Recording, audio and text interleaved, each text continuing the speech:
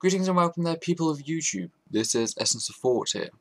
Now, I just want to lay down some ground rules for discussing the Bible, as well as explain when I'm interested in doing so, as repeatedly, when discussing with theists, they have taken several different routes halfway through a discussion, rendering the entirety pointless for either side, and this merely acts as a waste of my time, which could be spent discussing with other sincere people.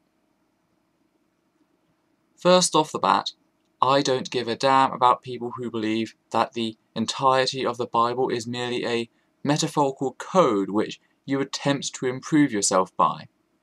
The fact of the matter is, if you claim this, you shouldn't feel the need or even be capable of arguing for the Bible, as a metaphor has nothing which can be argued against. So to argue for said metaphor as fact is pointless. The moment that you admit that you view the Bible as non-literal metaphor, you automatically forfeit your religion's power of impacting myself personally or social policy, so I have little care about your beliefs.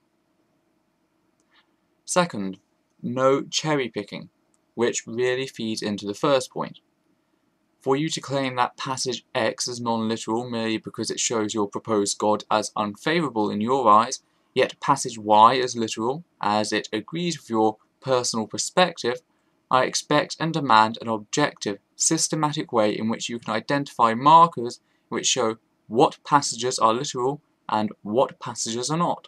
Until you can disclose these markers, instead of relying purely on personal whim, I will reject your views as invalid, demanding that you either select a literal or non-literal stance. If you select the latter, see the first point again. If you take a literal interpretation, I'm more than happy to continue. Third, no human error. I will not accept the excuse that human error from copying text or translating them has led to the issues rather than the original being wrong. This is for several reasons. First, if he could inspire one copy as an all-powerful being, could he not do the same for all copies, blessing either the men who hand-copied or the machines which printed the Bibles?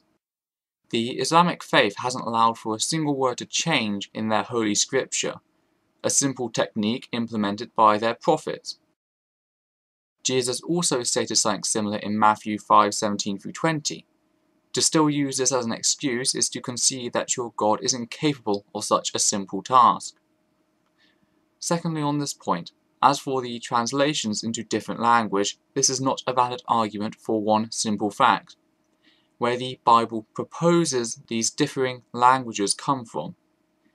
In the story of the Tower of Babel, it is God who apparently scattered men to all corners of the earth, confusing their speech in fear of what they might achieve when cooperating. What this means is that, if true, the impact of language is a problem self-inflicted by your God, showing him to have moronic tendencies. Fourth, I will not accept the argument that passage X is no longer relevant. The Bible makes the claims that God is objective and unchanging, and therefore his holy law should also be of the same values.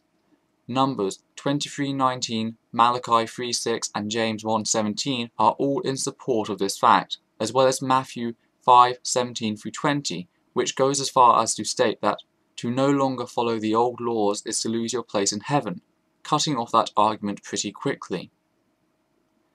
Thank you all for watching. I hope you can agree on these 4 pillars of stability when discussing the Bible. These are just constructed to ensure that a theist does not waste my time. The usual things do still apply, such as no straw men, changing of positions, etc., but these were Bible-specific rules. Again, thank you for watching. This is Essence of Thought. Out.